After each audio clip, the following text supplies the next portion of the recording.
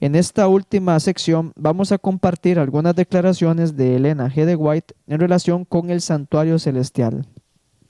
La primera se encuentra en Primeros Escritos, páginas 33 a la 35.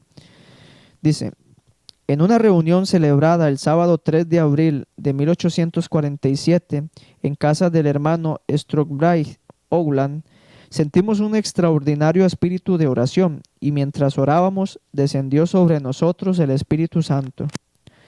Todos nos considerábamos muy felices. Pronto perdí el conocimiento de las cosas terrenas y quedé envuelta en la visión de la gloria de Dios. Vi a un ángel que con presteza volaba hacia mí. Me llevó rápidamente desde la tierra a la santa ciudad, donde vi un templo en el que entré. Antes de llegar al primer velo, pasé por una puerta. Se levantó el velo y entré en el lugar santo, donde vi el altar del perfume, el candelabro con 7 lámparas y la mesa con los panes de la proposición. Después que hube contemplado la gloria del lugar santo, Jesús levantó el segundo velo y pasé al lugar santísimo. En él vi un arca, cuya cubierta y lados estaban recubiertos de oro purísimo. En cada punta del arca había un hermoso querubín con las alas extendidas sobre el arca. Sus rostros estaban frente a frente, pero su vista estaba dirigida hacia abajo.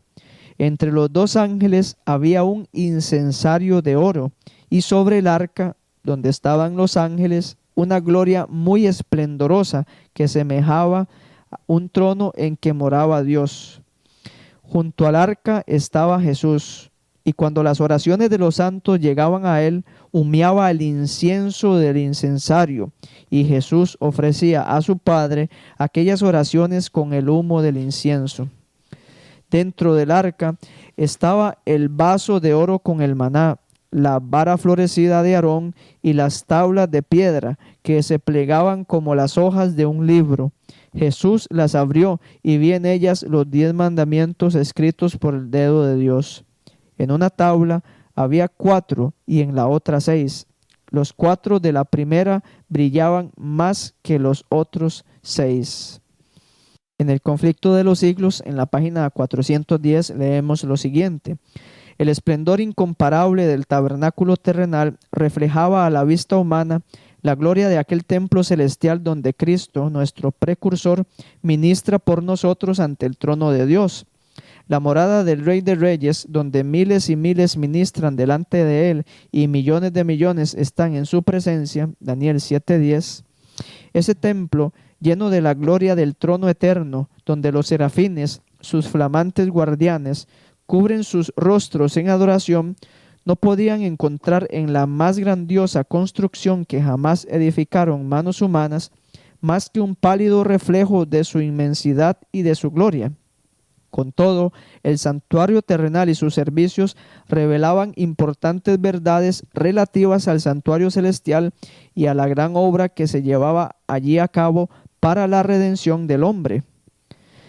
Los lugares santos del santuario celestial están representados por los 2 departamentos del santuario terrenal.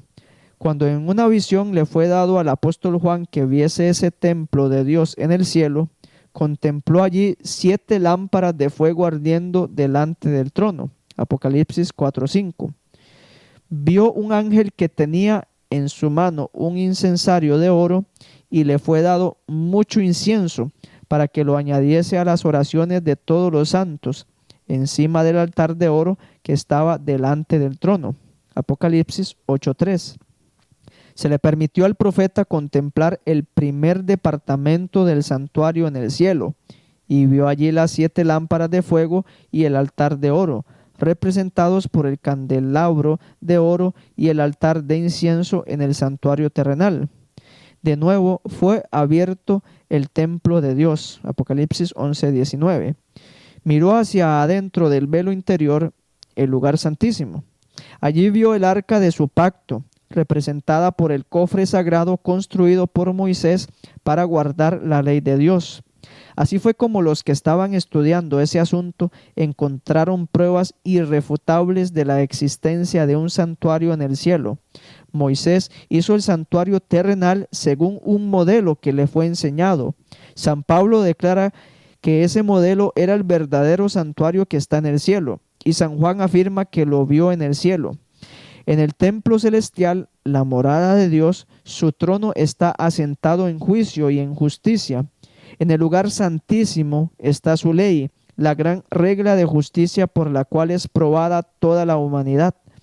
El arca, que contiene las tablas de la ley, está cubierta con el propiciatorio, ante el cual Cristo ofrece su sangre a favor del pecador.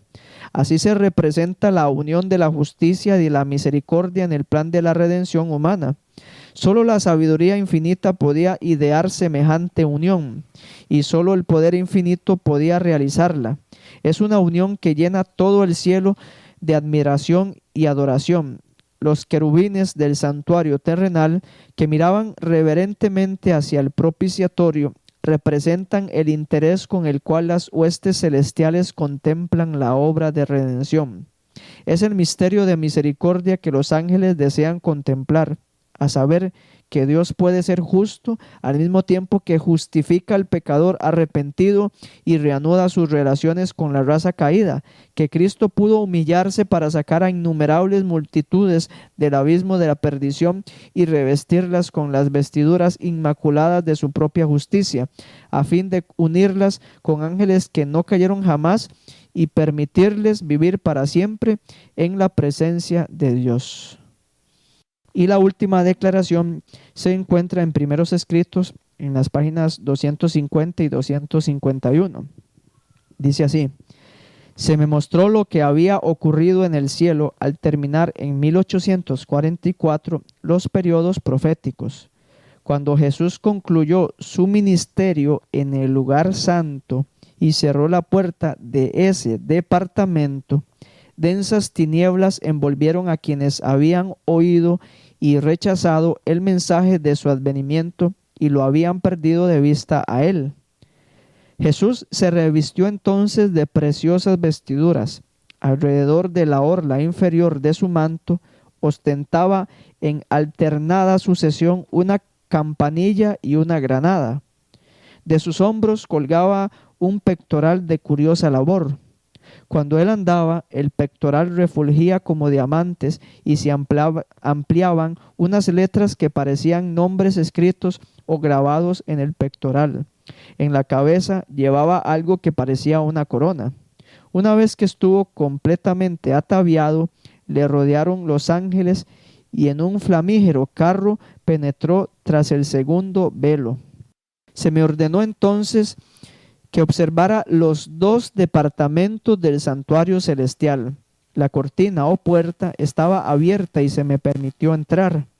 En el primer departamento vi el candelabro de 7 lámparas, la mesa de los panes de la proposición, el altar del incienso y el incensario.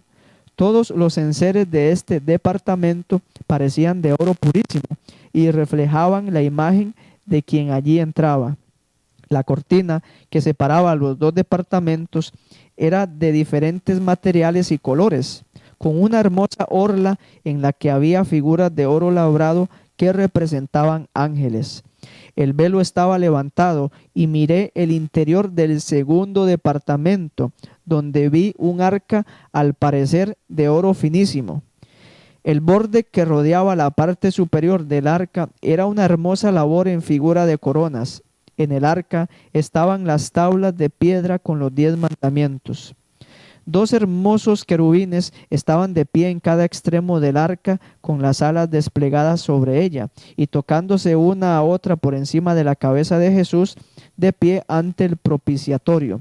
Estaban los querubines cara a cara, pero mirando hacia el arca, en representación de toda la hueste angélica que contemplaba con interés la ley de Dios.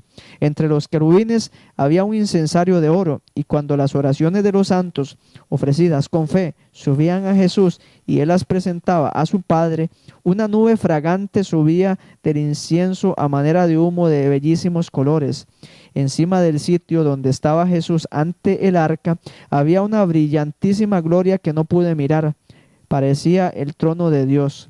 Cuando el incienso ascendía al Padre, la excelsa gloria bajaba del trono hasta Jesús, y de él se derramaba sobre aquellos cuyas plegarias habían subido como suave incienso. La luz se derramaba sobre Jesús en copiosa abundancia y cubría el propiciatorio, mientras que la estela de gloria llenaba el templo. No pude resistir mucho tiempo el vivísimo fulgor, ninguna lengua acertaría a describirlo. Quedé abrumada y me desvié de la majestad y gloria del espectáculo. También se me mostró en la tierra un santuario con 2 departamentos. Se parecía al del cielo, y se me dijo que era una figura del celestial. Los enseres del primer departamento del santuario terrestre eran como los del primer departamento del celestial. El velo estaba levantado. Miré el interior del lugar santísimo y vi que los objetos eran los mismos que los del lugar santísimo del santuario celestial. El sacerdote oficiaba en ambos departamentos del terrenal. Entraba diariamente en el primer departamento y solo una vez al año en el lugar santísimo para purificarlo de los pecados allí transmitidos. Vi que Jesús oficiaba en ambos departamentos del santuario celestial.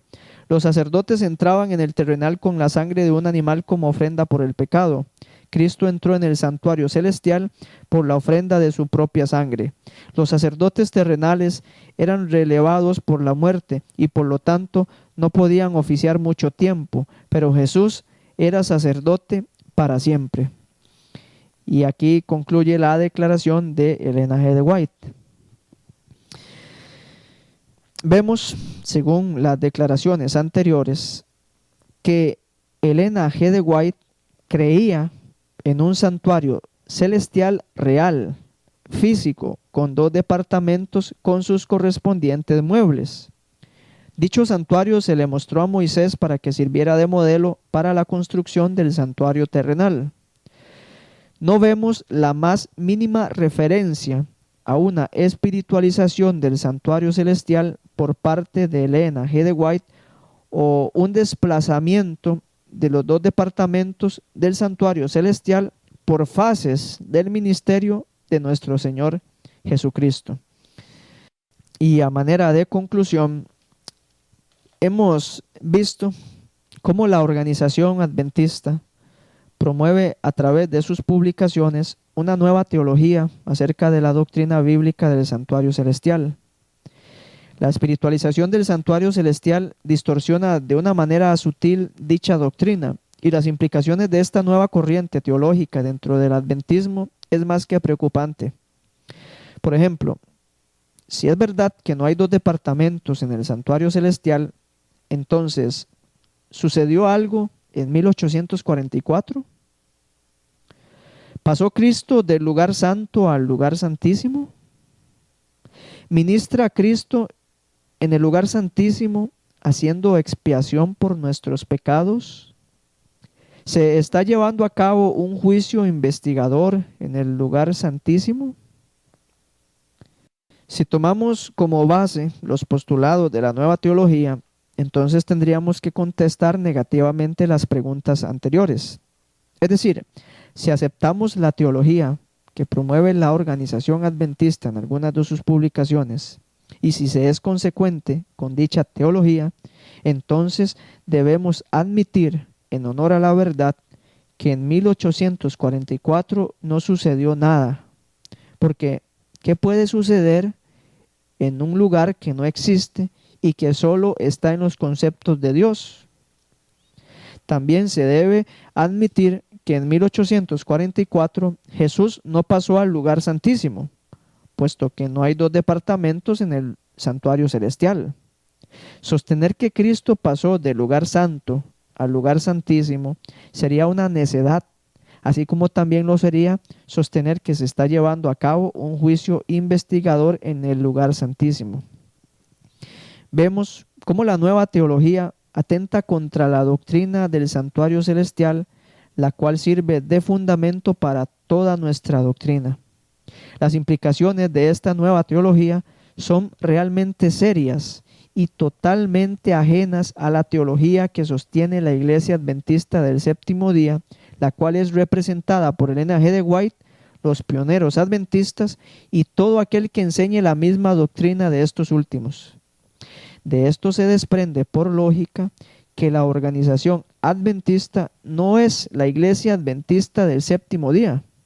Una organización que espiritualice el santuario celestial es cualquier otra cosa menos que adventista del séptimo día, ya que la Iglesia Adventista del Séptimo Día cree en un santuario celestial literal con 2 compartimientos y sus correspondientes muebles.